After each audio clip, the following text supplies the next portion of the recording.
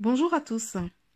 Cet audio est le résumé et la traduction en français de la vidéo envoyée par Maman Berthe de Londres.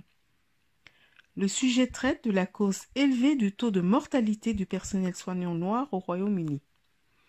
En effet, les autorités sanitaires anglaises ont constaté que le taux de mortalité des soignants noirs était plus élevé par rapport au personnel soignant blanc, ce qui, d'un premier abord, ne s'explique pas. Pour vous dire, le sujet a même été débattu au Parlement britannique.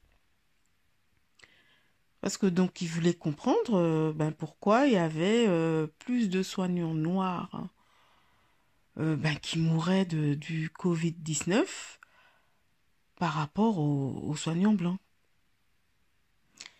Et donc ils ont mené une enquête. Ils ont demandé au personnel de santé de divers établissements de remplir un questionnaire. Et dans ce questionnaire, il leur demandait s'ils se lavaient bien les mains pendant les 20 secondes réglementaires, s'ils évitaient de saluer avec les mains, s'ils toussaient bien dans le coude, s'ils se frictionnaient bien les mains avec le gel hydroalcoolique, si en rentrant chez eux, ils changeaient de vêtements et prenaient une douche en prenant soin de bien laver les cheveux. Et donc l'enquête a révélé que la majorité des soignants noirs respectaient toutes les recommandations, à l'exception du lavage des cheveux, qui n'était pas fait quotidiennement, mais après toutes les 2 voire 3 semaines. Car la plupart des soignants portent des perruques, tissages, braids, tresses, rasta, lesquels ne nécessitent pas toujours de faire un shampoing quotidien. Aussi, bon, c'est vrai qu'il faut reconnaître que c'est plutôt arrangeant, quoi.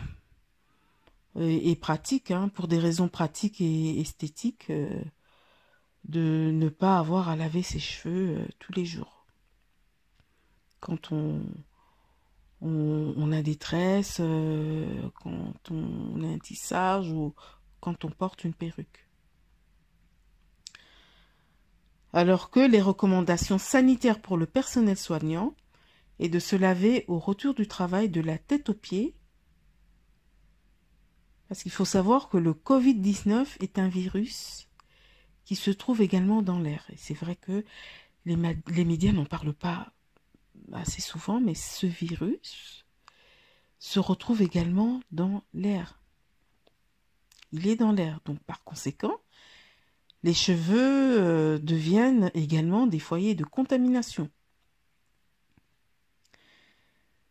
Et donc, si la communauté noire veut voir son taux de mortalité baisser, elle doit impérativement, je dis bien impérativement, juste pendant le temps de la pandémie, laver ses cheveux quotidiennement. Laver ses cheveux quotidiennement. Et pour cela, il faut défaire ses tresses, tissage, braids, éviter le port de perruque. Voilà, c'est juste un sacrifice qui nous est demandé juste le temps de la pandémie, quoi. Donc bon, voilà. Donc ça ne coûte rien. Ça ne coûte rien d'être naturel, de retirer nos perruques, de défaire nos tresses, juste le temps de la pandémie. Voilà, parce que en ce moment, le personnel soignant noir meurt énormément. Donc voilà.